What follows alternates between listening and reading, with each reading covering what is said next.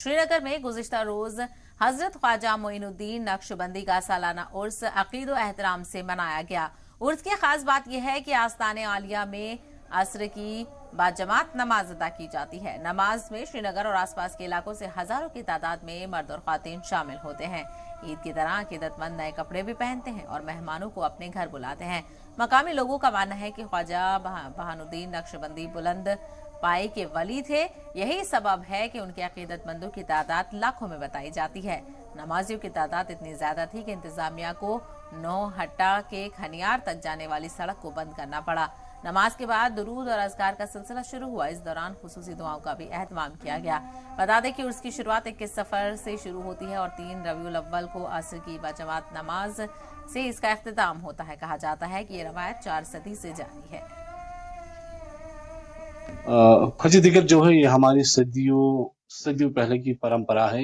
बहुत दूर दूर से लोग यहाँ अकीदतमंद आते हैं। हालांकि साल में ये प्रोग्राम एक बार होता है।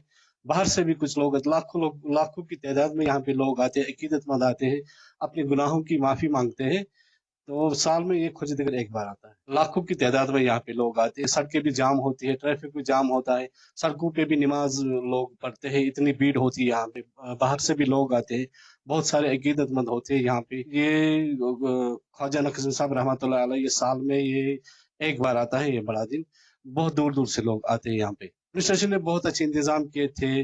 पानी का इंतजाम भी यहाँ पे था।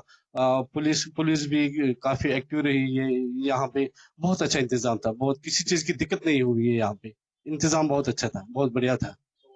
और इस मौके पर यहाँ पे एक खास मजलिस का इनेकाद हुआ है, जिसमें हमने कश्मीर के लिए ज्यादातर दुआ की है। यहाँ की हालात ठीक नहीं है। अल्लाह ताला से यही दुआ किया है कि आने वाले जो दिन है वो हमारे लिए खुशियों का पैगाम लेकर आए। और साथ ही साथ हमने कश्मीर में बेरोजगारी ज्यादा बढ़ी है, यहाँ के बच्चे ड्रग्स में मुब्तला हुए हैं, उसके लिए भी मौलाना साहब ने दुआ की है। और अपने ये मैसेज दी है कि अपने बच्चों और आसपास के जो पड़ोस के बच्चे हैं उनका ख्याल रखें।